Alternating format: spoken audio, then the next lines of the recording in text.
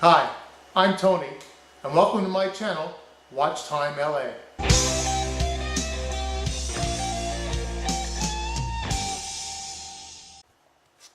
Hello ladies and gentlemen, today we're going to be reviewing the Henry J Specialty Aquamaster Professional Dive Watch. If you've been on Amazon at all and you've been searching watches, this comes up as a sponsored watch over and over and over again. There's a quartz version and there's also a automatic version. We'll get into the pricing later.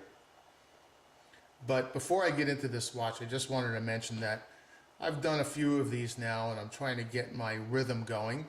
I've learned from some mistakes. I wish I could do them over again, and I probably will at some point, but they take so much time out of my very busy schedule that I may not. So if you've seen some of my previous ones, I'm hoping they get better. If they still suck, well, then tell me about it. And if they really suck, I guess, well, I'll have to get into doing another hobby.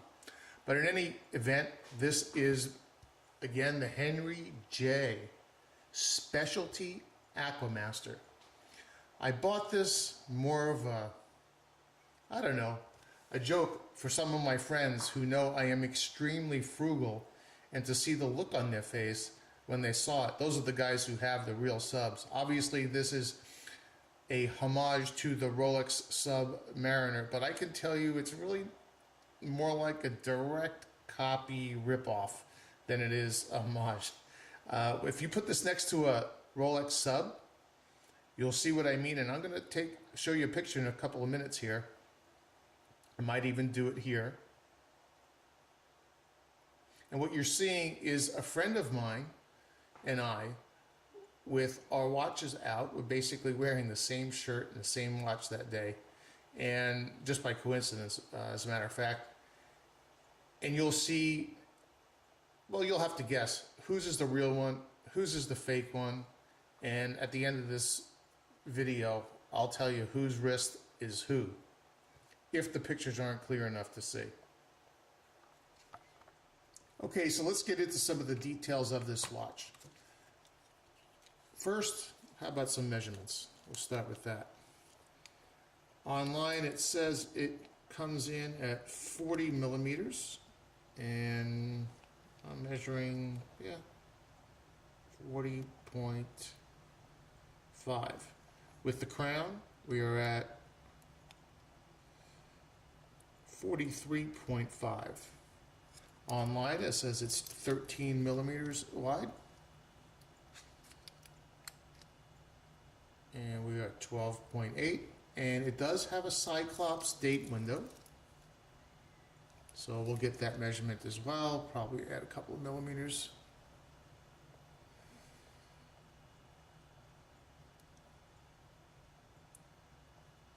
About 14, not too bad. But anyway, it has a mineral glass crystal. It has, like I said, the date Cyclops, makes the date very easy to read, magnifier. It has a stainless steel bezel. It looks like there's some sort of applique on the top. It may be just an aluminum ring. The bezel rotates 90 clicks, and they're kind of loud, and they're very sloppy. This is the sloppiest detent on any watch that I've come across yet, but I couldn't figure out whether it was a 60 or a 120 because I started counting and it didn't make sense, so I counted all the way around, and it's actually 90 clicks. Goes 45 in each circle. It's very obviously a gold-toned watch, and like any gold-toned watch, I've actually worn this a bunch of times. You'll already start seeing they scratch, the gold tone comes off. If you try and polish it, you'll polish the gold right off the watch. In fact, this is a good example. This is my circa 1970s Pulsar that I restored with redid the face on it, cleaned it up, and put a new crystal on it, polished it the best you can, took off years and years of dirt from the previous owner, got it looking as good as I did, but you can see if you look real close, the gold tone It's just completely worn off on the edges. This is just a fun watch I wear around once in a while. Just happen to have it on right now. It's obviously a quartz watch. You can see it ticking away. They call this a special Miyota Henry J movement. I'm going to pop the back open. I haven't done that yet, and we're going to see what exactly they mean by special. I doubt it's very special. But the watch is actually made pretty darn well after we get past those points I just mentioned. It actually has a screw down crown, and it pops out right there. You can see the spring tension. The spring tension is really hard on this thing, by the way. It doesn't do anything at that position. The next detent out, it has a very good detent for the date wheel. Engages very well. You don't have to try and find it. And of course, just the time. Pushing it back in, just exert enough pressure, and you see how easy the bezel turns. And getting it caught is a little bit tricky, but just so easy how easy that bezel turns, by the way. It has a fairly chunky crown guard, although it doesn't come out all the way. They say, sorry about the smudges here, they say it has a stainless steel case, but it doesn't say what grade stainless steel. A highly textured case back, also stainless steel, and screwed down. Because of the screwed down case back and the screwed down crown, and I believe I probably got about 2 millimeter thickness if I had to pop it out. I'm not going to, but on the crystal in the gasket. It comes in at 100 meters or 330 feet. For the bracelet, it has a double locking deployment clasp. This is some sort of stamped or rolled steel. It's got a very strange finish on it. I've actually not seen that before. It's a very matte finish. It looks like it's painted gray, but it's not. It might be blasted or just not finished well. In any case, it has a solid steel bracelet. Stainless steel, I'm sorry. And it has solid stainless steel end links. That's a lot of material, all solid stainless steel, all the way around. The clasp works very well, and it comes with enough links for just about any kind of wrist. I think I took 3 of them out of here, maybe even 4. It has the locking, double lock there, and you can see, just like any other gold tone watch, it's already getting really nasty, scratched up, and at some point in time it's only going to be worth whatever someone's willing to pay for it, or a novelty to the owner. But what do you think all of that costs? 20 millimeter stainless steel solid bracelet, screw down crown, a lot of details on this, a lot of stainless steel, a lot of materials. I paid $59 for this on Amazon Prime. They have an automatic version, as I mentioned earlier. I believe I saw it recently for $159. But if you're going to get a knockoff, why would you get a knockoff that costs $159 when you can get one that costs $59? In a couple of minutes, I'm going to do some close-ups. Okay, I got the gloves on now. Not for any other reason that when showing some of these highly polished surfaces, if you don't have gloves on, it just makes it look absolutely horrible. So the finish on this thing is actually very good, highly polished all the way around on the case. The bracelet is brushed on the edges, and you have your highly polished or plated gold here. The bezel is plated gold, on the edges. The crown is all plated gold. It's nicely signed. And again, there's your nicely stamped case back that's screwed down. Now you see that this is all scratched up, and that's not the fault of the manufacturer or the watch or the shipping. That's just me. I've already managed to put some nasty scratches in this. But like I said, it's a $50 watch. If it was a $8,000, $10,000 Rolex, I'd be rolling over right now, but it's not. $59, a lot of watch, $59. And I know there's a lot of watch enthusiasts, I like to call them, that would scoff and laugh at owning one of these, or even doing a review on one, even worse.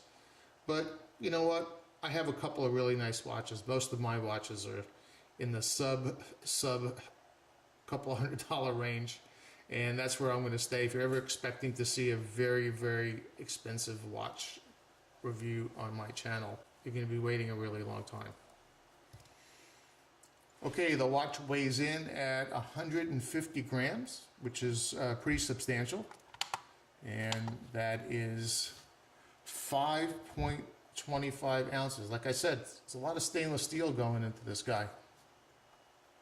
Okay, so I got the bracelet open right now. Here's your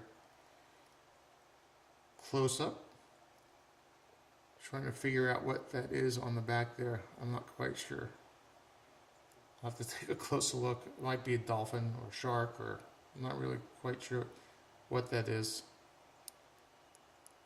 Anyway, there's the stamping. In a couple seconds, I'm going to open this puppy up, and we're going to look at the insides, and we're going to take a really, really, really close look at the dial. And there's your solid stainless steel end link. So, I was going to pop this back off and then show you what was inside, but I figured, hey, you know what? Let me show you how to get the back off. I have a couple tools that I use. Sometimes I'll just try my little sticky ball here and see if I can push really hard on here and get the case to move. And wow, okay, it's moving. That's good. Sometimes that doesn't work, and I use this. You can get these on Amazon for about $5. If you're not careful when you do this and you slip out of those grooves, you will scratch the heck out of your watch, because these are pretty sharp. That's how it gets cuts in there to grab. And you can scratch the case back, you can scratch the case, and it is irreparable. That's how deep this thing will cut. So I always try and use the rubber ball first. Again, I think these are on Amazon for a couple of bucks. You can probably go to a kid's store and get the same thing. So here's our specialty Henry J movement. I don't really see anything special about it, but I'll put it under the scope here in a minute. We'll see what it actually has anything special in it. Like a jewel maybe would be interesting. Okay, so here we are inside the watch. I took the plastic spacer off so we can see everything. And this is what they're calling a special Henry J Miyota movement. It says Miyota Company 2115. Looks like the movement number. We'll take a look around. It's unadjusted, which most watches are. Simply means it hasn't been checked for accuracy.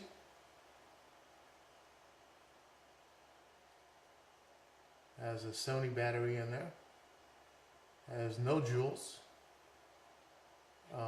Don't see anything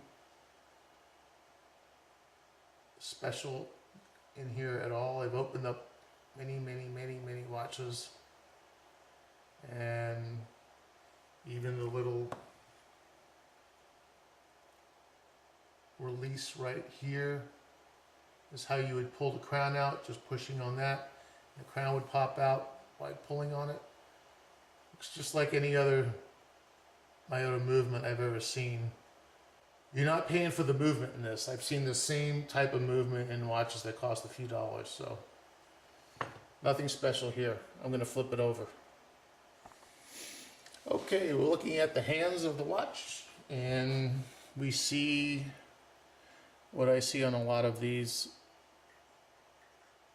inexpensive watches. You see the scratches and imperfections in the hands. By the way, I looked at an Orient Bambino and I saw very similar imperfections in the hands. You can't see this with the naked eye, but this is at about 15x. You see all of them here. We'll move it around, see what else we can find.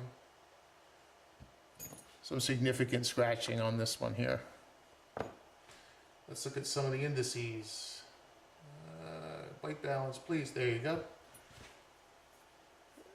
I don't know if they are metal or what they are, but they're obviously applied. You can see the three-dimensional aspects of it, so they're definitely applied.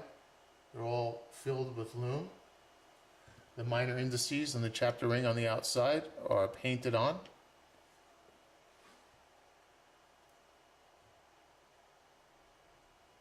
The Henry J logo is painted on, and it's painted on very nicely. Again, I looked at the Orient Bambino, and I was not impressed with the paint job on that dial compared to this. This is actually better. The second hand has lume on it, as you see it going around there. We'll try and get a... So the date window is very clear. The numbers are painted on the dial, the date wheel, pretty well. As good, if not better, than the Orient that I was referring to earlier. The bezel is some sort of aluminum insert on the stainless steel bezel. Best I can see, and you can see by the edges here, it's kind of painted on there. And here, not done very well. You can't see this very well to the naked eye, but you see a lot of the machining marks, or actually, I don't even know if this was machined. It might have just been cast.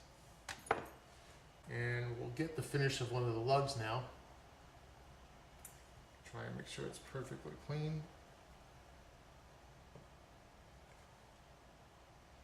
What do you think? Finish is good. The highly polished surfaces are polished very well.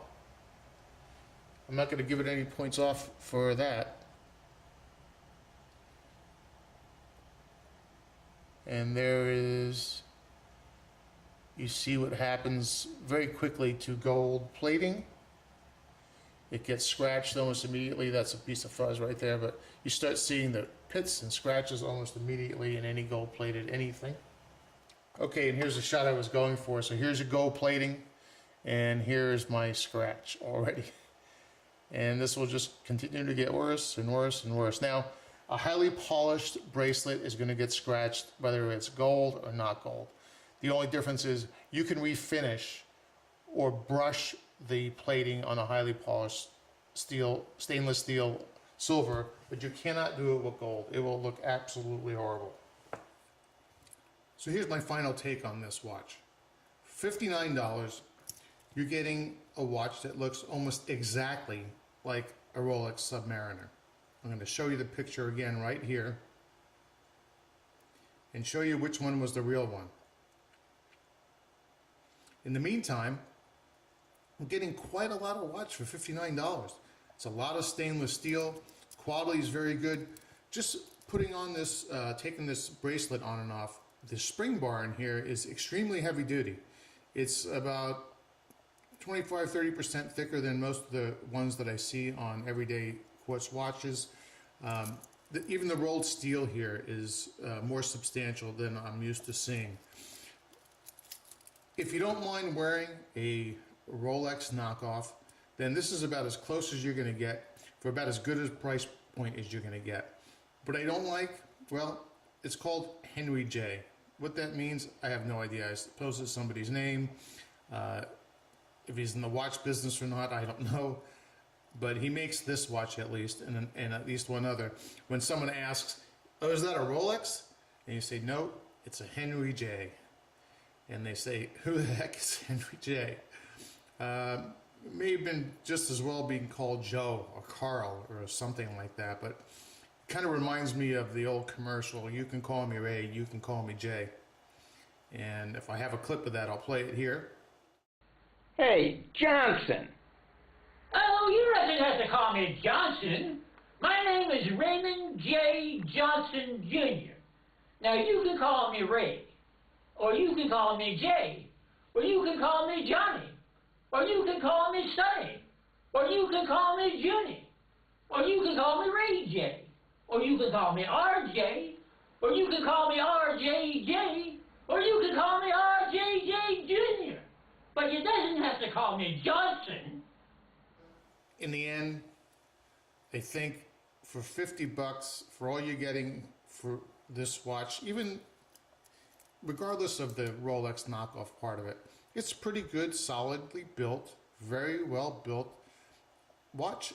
And I got to tell you, for a just your standard Miyota Japanese quartz movement that's in here, and the fact that you could probably take this swimming and not really worry about it, I think it's a great value all the way around. I did forget to do a lume shot though, real quick. So here's your lume shot. It's fairly pathetic. I thought it would have been better because it looks very well applied. But if you have bad lume, you have bad lume. I got a batch that barely glows that I used to repair watches with, and I'm looking for a replacement now. So in the end, if you are inclined to get a watch like this, I would recommend it. I would recommend it to anyone. There are so many designer watches out there that cost hundreds of dollars. Michael Kors and all these other clothing lines that make their own watches that can't hold a candle to this particular watch as far as what you're getting for the money. For $59, no one really knows what you're wearing anyway. There's about, 1/100th of the percent of the population are even going to be interested in what watch you're wearing, and even less than that are going to be able to tell what watch you're wearing and what it's worth, except for us crazy watch people. Anyway, that's my review on the Henry J. Aquamaster. I hope you enjoyed it. If you did, please leave any comments or questions, and I hope you subscribe. Thank you.